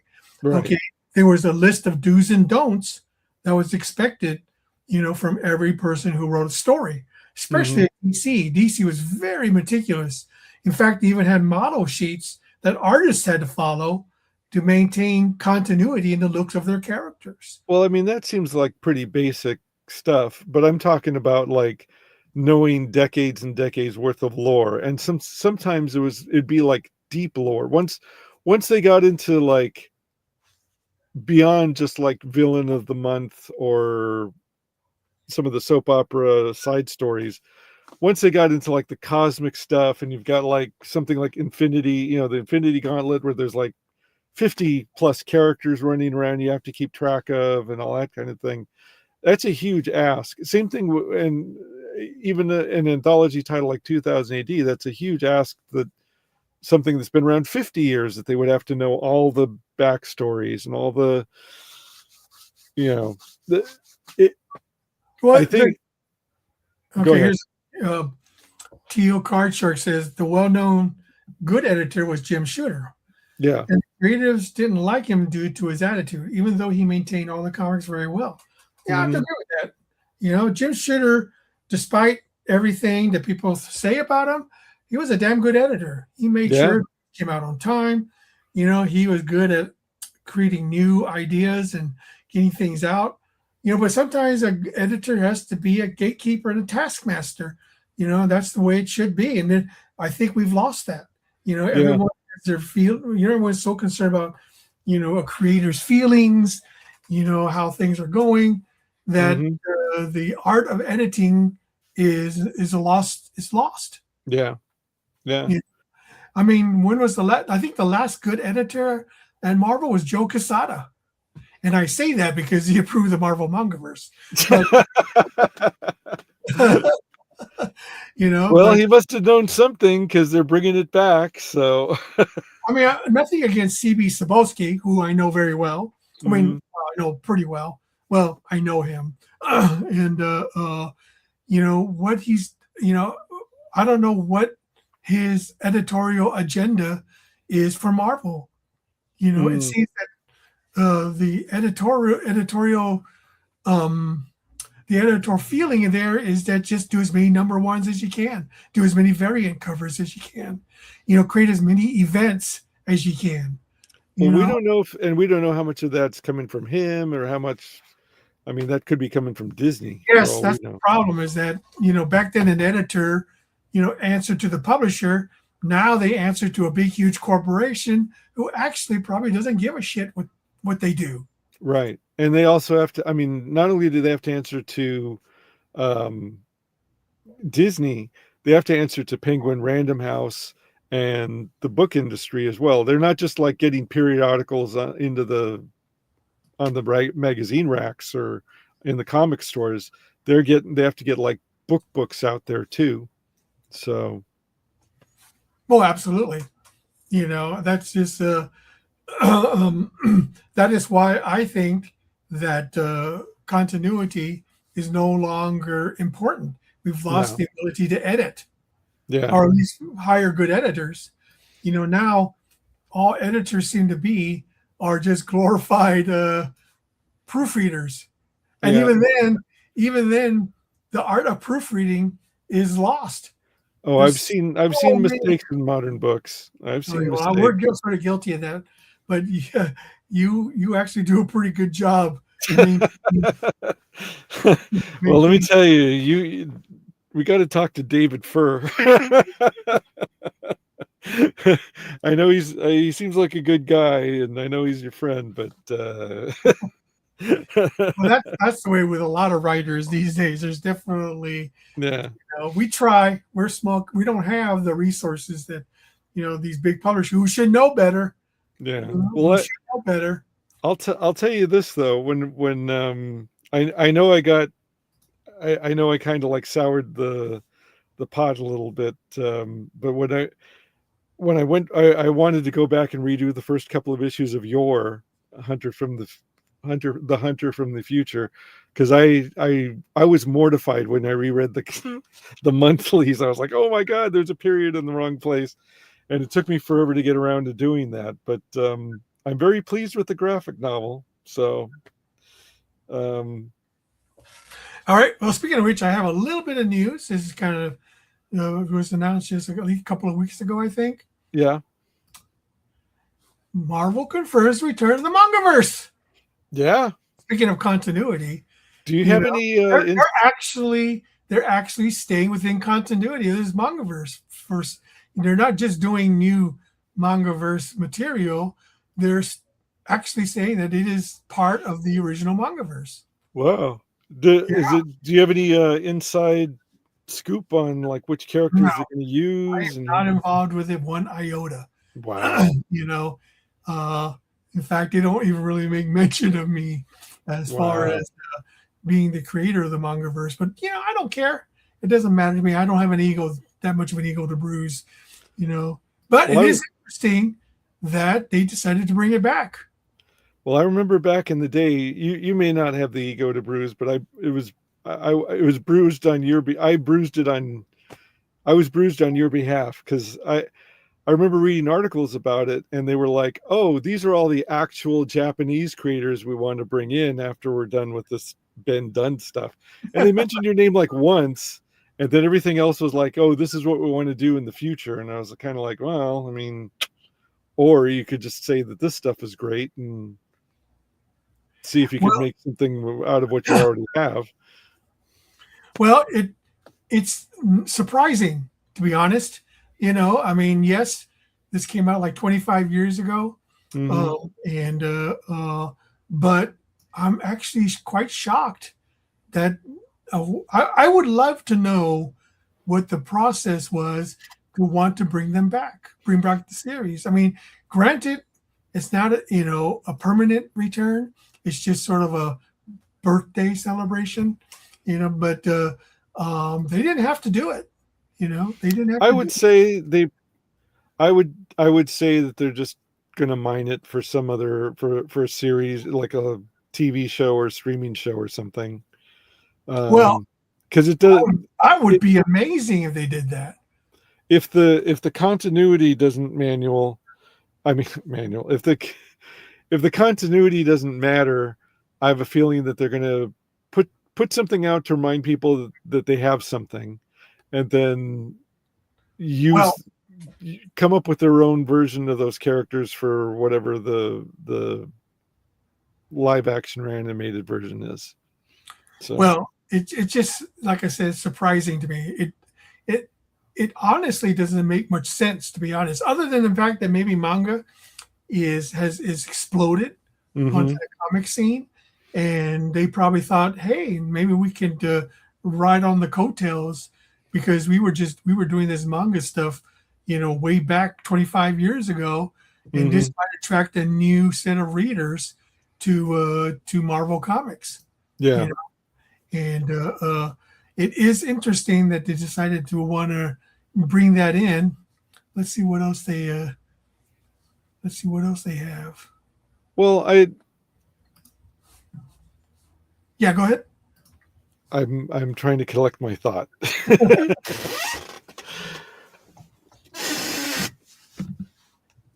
Yeah, I think the thinking was, kids like manga. We have something that's got manga attached to it or manga adjacent. Let's just throw it out there and say Spider Noir has worked. Miles Morales worked. variants. Well, the regular MCU stuff that's like based on regular old Marvel stuff isn't working as well as it used to. So let's try a different course of action. Let's try something the kids obviously like. They must have looked at K-pop Demon Hunters and said, we need to do something like this. What have we got? And Mangaverse was it. Yeah, I mean, I think the decision to bring back Mangaverse was definitely a financial one. I mean, or some other, decision to make it. It's just surprising to me because I had no idea. They never contacted me. They never said anything to me, as far as bringing it back, and it was a shock. In fact, Larry Higgins is the one who pointed it out to me. Oh, that they're bringing him back? Yeah, Okay. it was surprising. I love it. I think it's great. I hope they do. I'm hoping they're vastly successful with it. Because nothing would please me more than to see Mangaverse as a permanent fixture. If you really want the truth. Yeah, I mean, would you start buying like all the toys and all the tie-ins if they made it into a big marketing thing? Oh yeah. What if they didn't stick exactly close to, I mean, it's their property. They can do whatever they want. See, right. that's another thing that people seem to don't understand is that the people who don't care about continuity, they own the property. They can do whatever they want. It's if they choose to ignore continuity, that's totally within their right to do so. Right. You don't have to buy it. You don't have Right. to accept it. Okay. Right. You take the people who own it, they're taking a chance that people will accept their new take, on these beloved IPs. Right. So it'll be interesting to see what they do with it, and how much the characters look like your designs. Yeah, I put my order in. I want to check it out. Is it already being solicited, or is it just being announced? Yeah, I think so. I think it's being solicited. I think it's for a October release, I think. Let me check.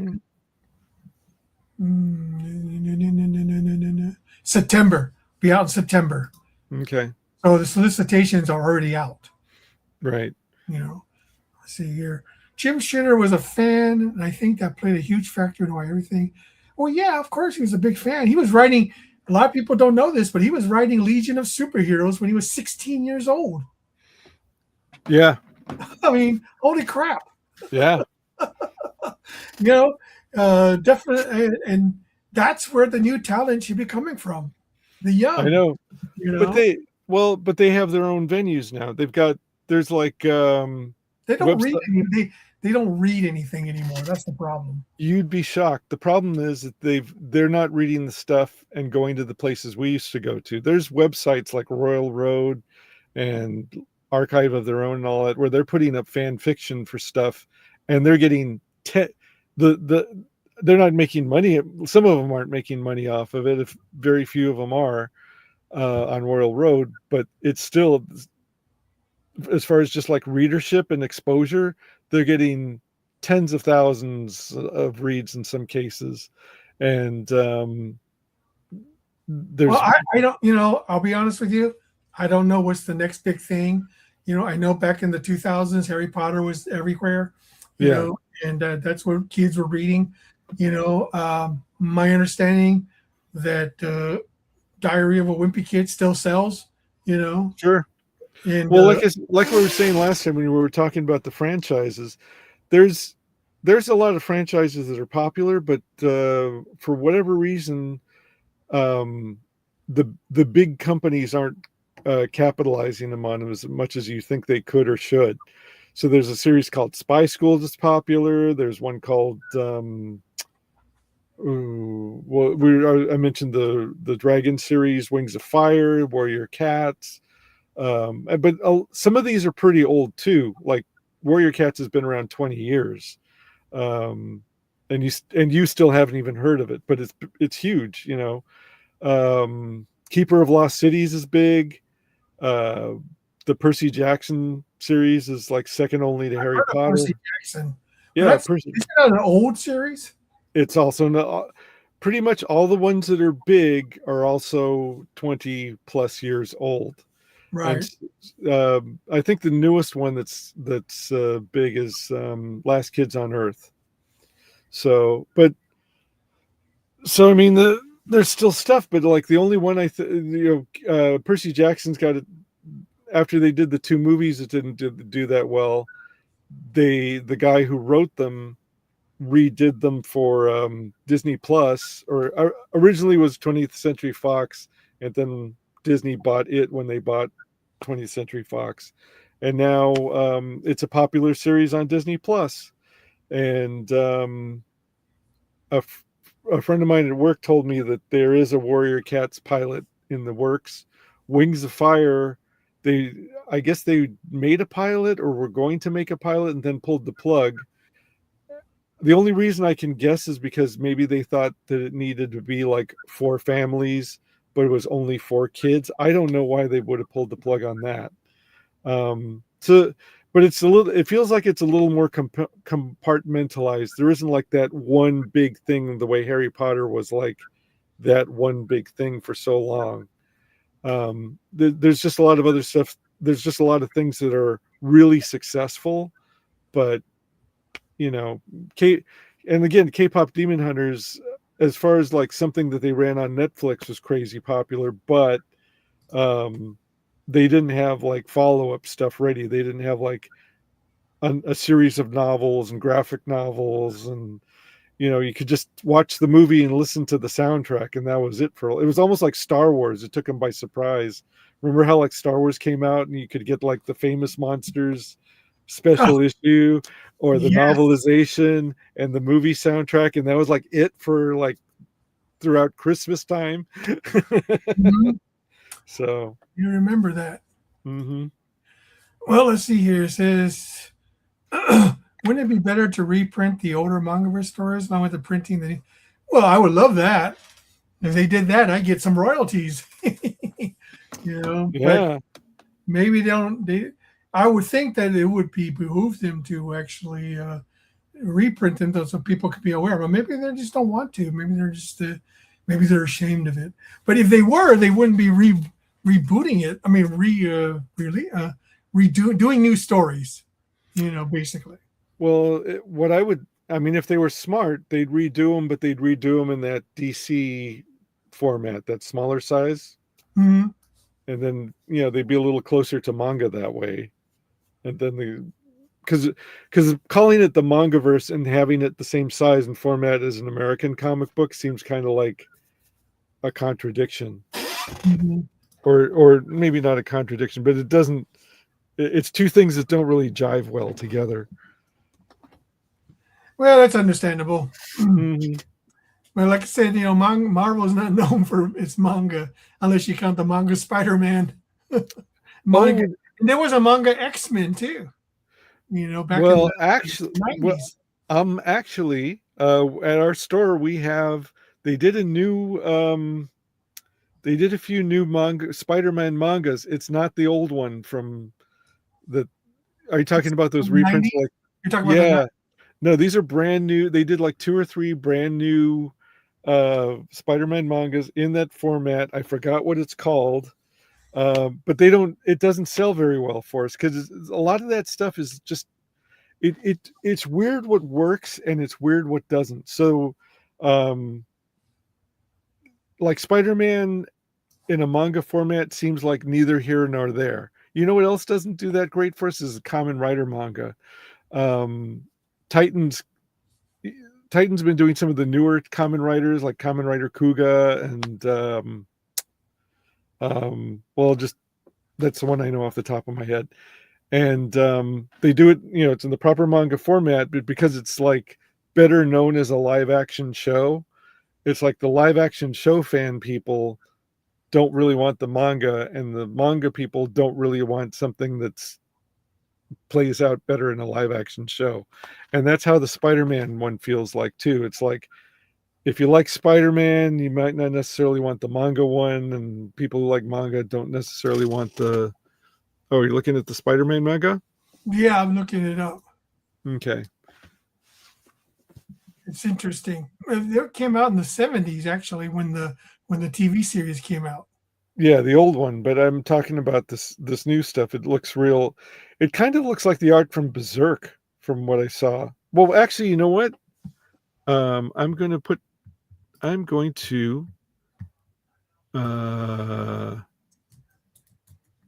well, anyway, you get to see my butt because I have it over in the next room. Hold on.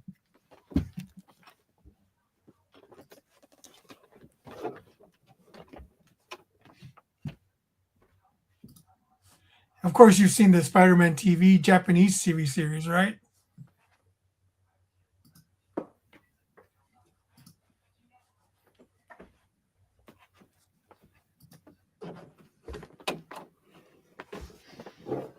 I'm just glad I decided to wear pants today. Okay, so it's called. Is it backwards or forwards for you where you're at? Let's see. It's forwards. Okay, it's called Spider-Man Shadow Warrior. And this is published by Scholastic. It's actually published by the same imprint that does Dogman. Is that within continuity? No, not at all. It's by Shogo Aoki. Do you know who that is? Mm-mm. Neither do I. I'm very bad with Japanese creator names. So this is what it looks like on the inside. I probably should get a light on or whatever. But That's cool. yeah, some of the art's like not too bad if you can see it. It's very detailed. It's got some action-packed stuff. It says it's and they also market it towards an age group. So this is for middle grade, ages 10 and up. And it's 184 pages on the back here. On the last page, it's got Ghost Spider in it. And, is it a machine gun and a giant robot? Oh, I wish. Then it's not Spider-Man. If it had the Spider-Man Dune buggy. Yeah, but look at this. Somebody just like smeared a bunch of ink all over the page. What the hell? Some lazy shit. So, but It definitely has a different style. yeah, I mean this looks like, I mean this definitely, if it wasn't for this fact that it's clearly Spider-Man and Ghost Spider and trademark Marvel characters in there, and it, like your mangaverse has a lot of different twists on classic Marvel characters. Like some of the characters are gender swapped, and some of them are amalgams of other Marvel characters, and the costumes are different. Well, my original intent was the what if, the Marvel Universe was created in Japan, Right. And I just reimagined, the core Marvel characters, as Japanese tropes, Right. Japanese superhero tropes. Mm-hmm. Like if I really wanted to go crazy, I could have made like the X-Men, like Cyborg 009. Man, the one that broke my heart to this day is the Kamen Rider one. But then yes, I really imagined Spider-Man as a Kamen Rider, that whole insect theme and everything. Mm-hmm. The thing was though that the more I know about Kamen Rider now, it is kind of like the creation of one guy, and so maybe they didn't want to step on that one guy's toes by making it so much like his creation. But yeah, so I mean this thing is a valiant effort. Our store hasn't sold a lot of them. I don't know what the Scholastic sells millions and millions of copies of everything. If it's a hit for Scholastic, that means it's sold millions and millions of copies. So I don't know if they're selling these well at book fairs, or if they're selling well at comic shops or what. But I have a feeling that it's got the same for Scholastic. Like if it doesn't sell well for Scholastic, that's still tens of thousands of copies. It's like, oh, we sold 20,000 copies of this. Yeah, if Scholastic doesn't sell like hundreds of thousands of copies, they're not interested in it. Right. Then it's kind of like, eh. So it was profitable, but not profitable enough for us to get out of bed to deal with it. So, Well, but like Disney owns Marvel. Does Disney have a publishing division? I mean, oh yeah. So here's what I was getting at. So this, to me, from my point of view at the store I work at, this doesn't sell that well. I don't even know if we brought in 4 copies, and I think we ended up having sent 3 of them back because they just didn't do great.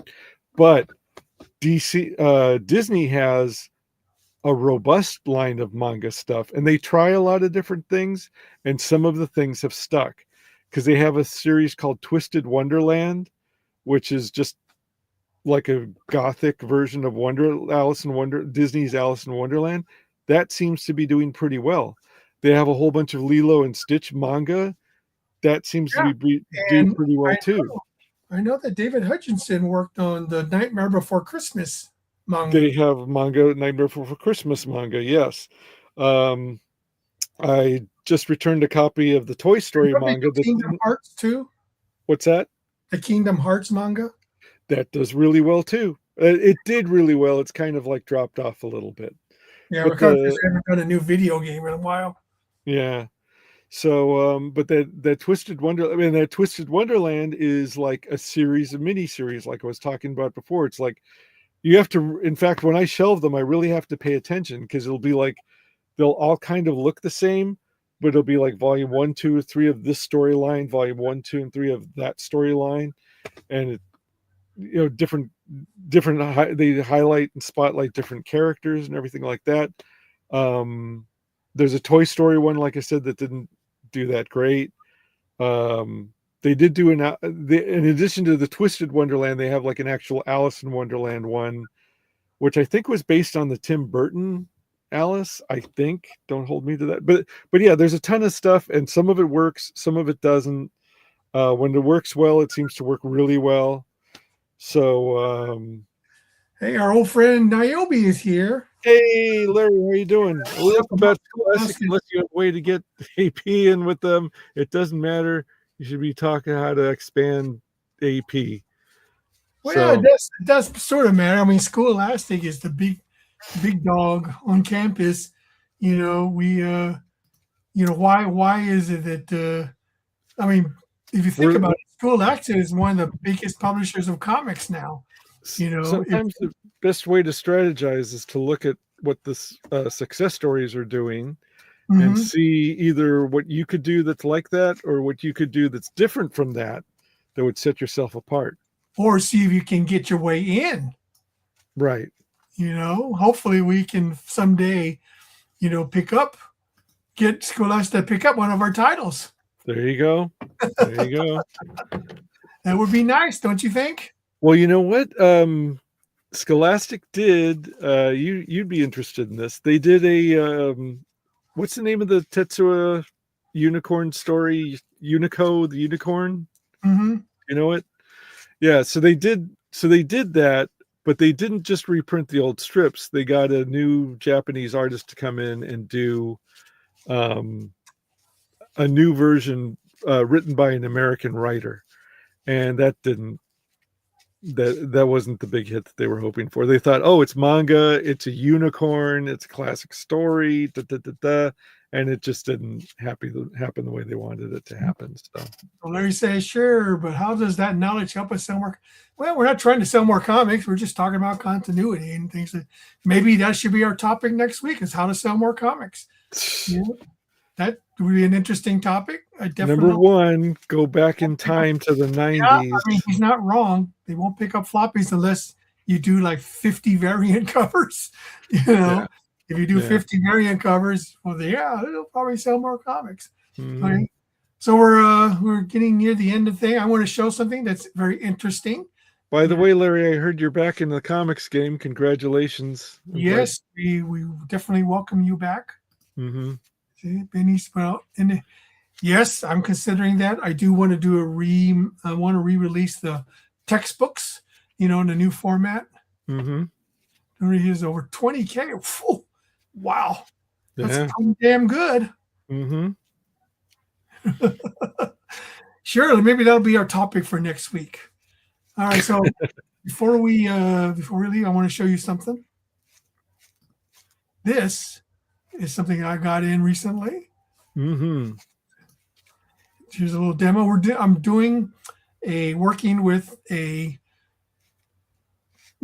guy who knows how to do this kind of stuff, and hopefully what I want to do is sort of like do a Superverse fighting game, Mm-hmm. and include all sorts of indie characters and stuff like that, Mm-hmm. and make it sort of fun and available to other people.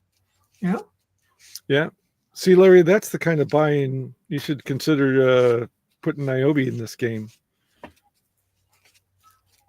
Yeah, but I would love to include indie characters like Niobe and stuff as a fighting character. Yeah, you can. The problem is the rights issue. Well, you could do Chesty Sanchez, and I'll be totally glad to have that in there. Send that to me in writing. Well, we got the proof right here on this. It's YouTube true. videos are forever. Anyway, So, I just wanted to show you that before we left. yeah. Hey, show our shield videos one more time for those like Larry who came in late. Sure, send it to me. I don't have it anymore. Oh, all right. Send it to me. Well, you could show your Tomorrow Girl video again. I will. Okay, here we go. So we got Tomorrow Girl public domain is out there. How many more days you got? It's 18 days left. Mm-hmm. Hopefully we'll pick up some new packers today. Mm-hmm. So I'm not gonna subject everyone to the video again. But it's long. it is up and running. Can you play it on a faster speed? Because I mean, some of the animation's pretty good. The images. Oh, you know what? This is good. You can see all the. You can see how good it is.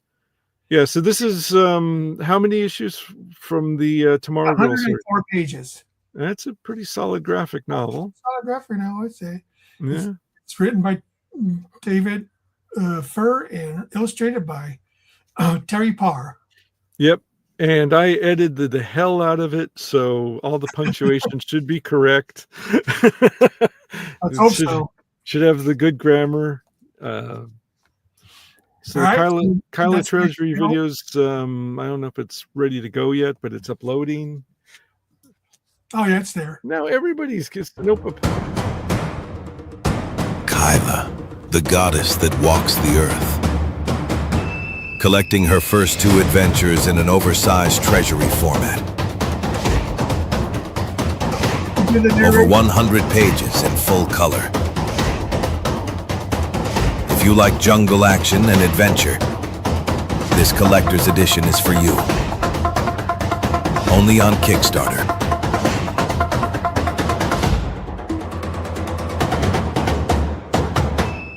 So in case you didn't read Kyla when it ran in Jungle Comics, Stephen Reed and I are huge fans of Conan the Barbarian. We like AC Comics, FemForce type stuff. We like pulps. So I'm not going to call it family friendly, but it's not like, there's a lot of adult comics on Kickstarter right now, and some of them are like fashion models that are living in the jungle with only themselves to turn to and all this other kind of stuff. It's not like any of those. It's straightforward.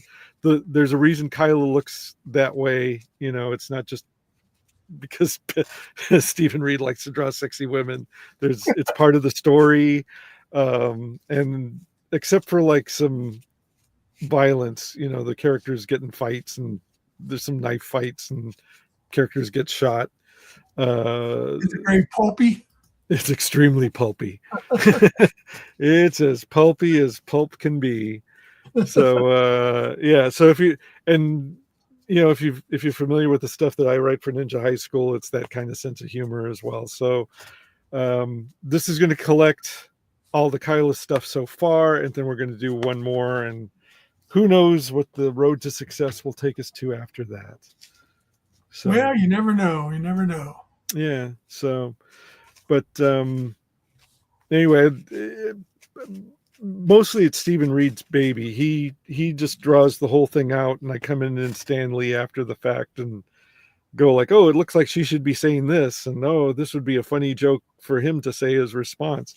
So I don't really have a lot to do with the plot, although sometimes I'll write in a subplot that's like not on the actual artwork, but it'll be like mentioned in the dialogue or the captions or something like that. And if he lets me get away with it, he'll stick it in the story. But I have a lot of fun. I like doing it that way. Like when the artist does most of the legwork like that, I find that the strip actually gets done, as opposed to me scripting. Then it's like a crapshoot whether they're actually going to finish it. So speaking of which, has the guy who's doing Zen and Tomorrow Girl, has he kept in touch with you? Yeah, I just heard from him recently. Okay, I heard he had some health issues, but he's back to normal. So back to the drawing board. Pages in, so we should be done pretty soon. Yeah, I gotta say, do I have those pages on hand? Don't know. I have them. Huh? I have them. You do? Mm-hmm. Let's see if I got them handy here.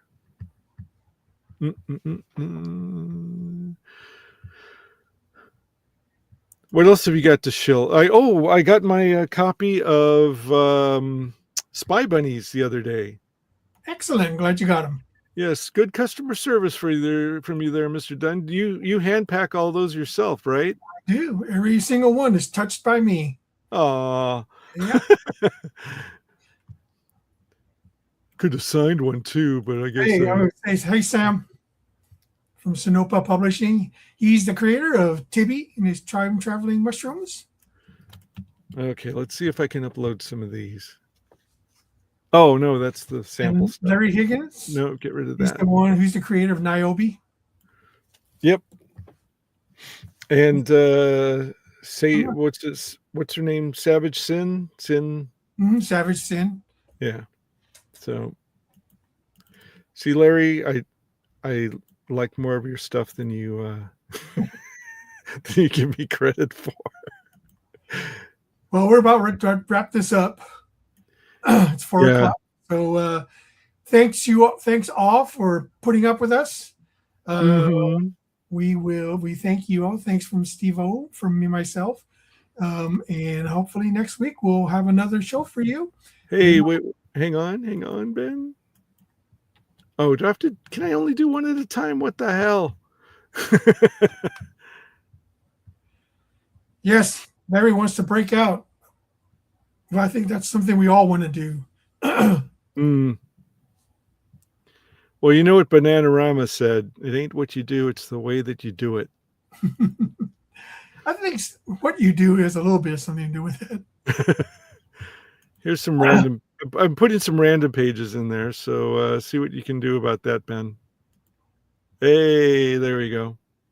Nice. I don't want to share my screen because my desktop is a mess. That'll be done soon, and as soon as it's done, then we'll let it be known. Yeah. All right. Well, thank you, everyone. Until next time, this is AP DOJO signing off. Goodbye. Thanks for joining. See you later.